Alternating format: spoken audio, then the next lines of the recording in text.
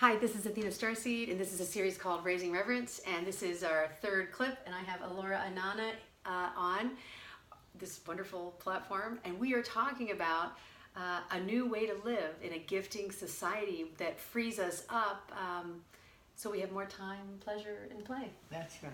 We're talking about the need for humanity to reclaim the feminine values of life, which are time, pleasure, and play. Because I think if you look in your life right now, you'll see that we have less time than ever before. People are working longer, harder hours than ever before. So time is, there's less sex going on in all the marriages and things because people are so tired they're just not even up for it. Right. So we have less time. Pleasure is suspect. It's connected to sex somehow. So people don't go around saying, "What'd you do for pleasure yesterday?" Does anybody ask you that? Nobody's ever asked me that. And play is for kids, right? We don't. Nobody's also saying, "Well, did you play yesterday? What did you do? How did you play yesterday?" Right?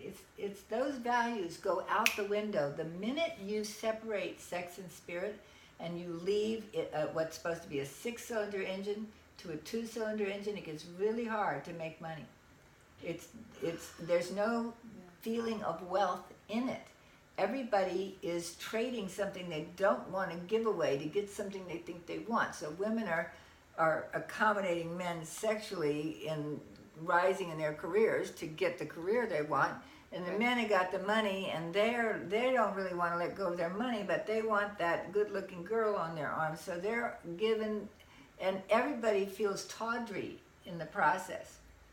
So it's a big problem, and one we aren't addressing. And so I'm going to go back to reading something, because when I get a really beautiful transmission, it deserves the power of the statement, right? So this says, "In this current moment, as we face the results of production consumption." See, what we've done is we've created a world of producing and consuming, because instead of letting people actually be sexual, get educated sexually, providing for their sexuality, encouraging their sexuality, instead of anything like that, we have demonized sexuality, and then we've inflated it as the way to sell everything.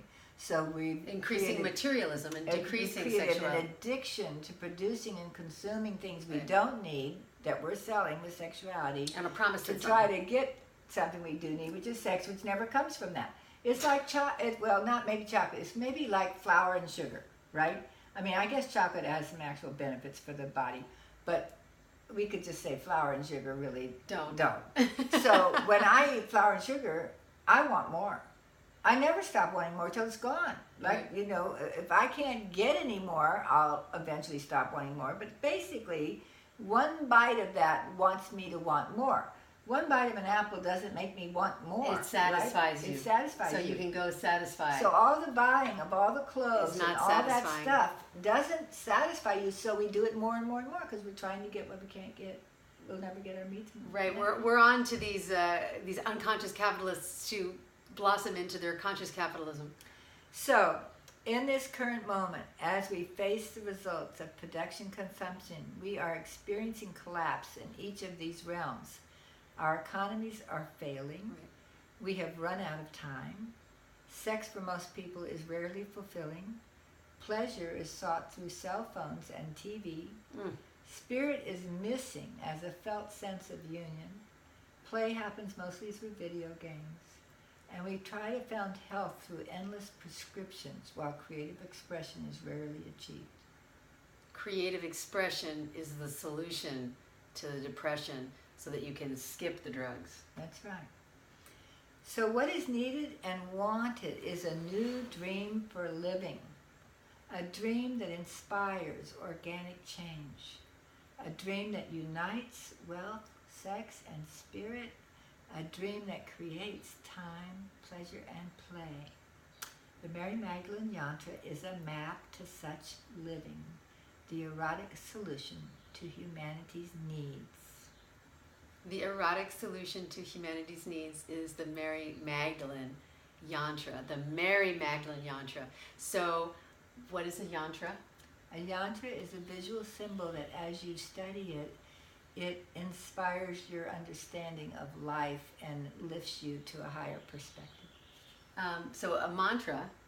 Mantra is a sound, the chanting of which does the same thing. But a yantra is a visual symbol, just like this one. This is a yantra. There are things called mandalas, and I looked up the difference between mandala and yantra, and I'm clear that this is a yantra.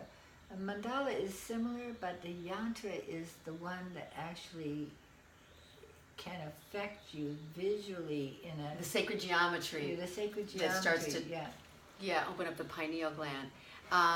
And it's time for the divine feminine. The Dalai Lama said the divine feminine, the Western women will usher that age in and be instrumental in changing and shifting the world. And I believe what Alorah is saying is a really powerful key component to looking at what are the feminine priorities. And time, pleasure, and play is a feminine priority. They are, and we will be so much happier. Everybody will be happier. So here's the other piece of this. What I have had my eye on for so long is the break between sex and spirit. So that's been like my thing. We got to get those two things together. But just recently I realized the huge poverty we're in because we've separated wealth and spirit. Right. Because, I heard from Wayne Dyer that when you do a random act of kindness, the person receiving the act of kindness gets endorphins released in their body, but the person giving it gets just as many endorphins released in their body. And so does the person watching it. And so do the people watching, okay? So I looked and I thought, why are crowdfunding campaigns, they've only been in existence for maybe 10 or 15 years, and yet they've been very, very fulfilling for the people who have participated in, because you're not doing it, you don't ask them to give me a business plan and how much am I getting back. You're giving to something that you feel you want to support.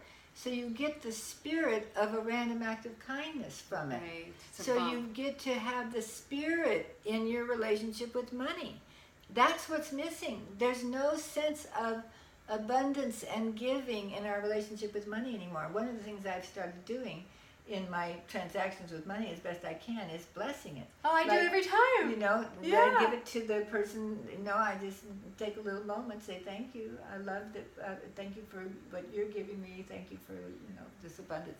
Or and I usually say, swim, fly, multiply, swim, fly, multiply, swim, fly, multiply. May this return to you manyfold. Yeah. So we wanted to, and there's an economist out there, I don't remember his name, but I'll find it out, but he speaks about the fact that it is time for us to shift to a giving economy. And I do believe that that is where our healing will come from in our relationship with money, that it will come from restoring the union of wealth, sex, and spirit, acknowledging, addressing, and providing for our erotic needs. And here's the other piece that's important to say. To get to where we need to go, the very most important thing is to provide many, many more ways for people to be erotic that aren't sexual. Because right now we have anything that's erotic is suggested that it is interested in sexuality. So, come here, Athena. Snuggle up. So, Athena and I couldn't in a normal world be rolling up against each other, closing our eyes, feeling beautiful, being beauty together, getting a lot of our touch needs met, being creative physically. More dancing. We couldn't do any of this because it would be implying sexual interest in each other.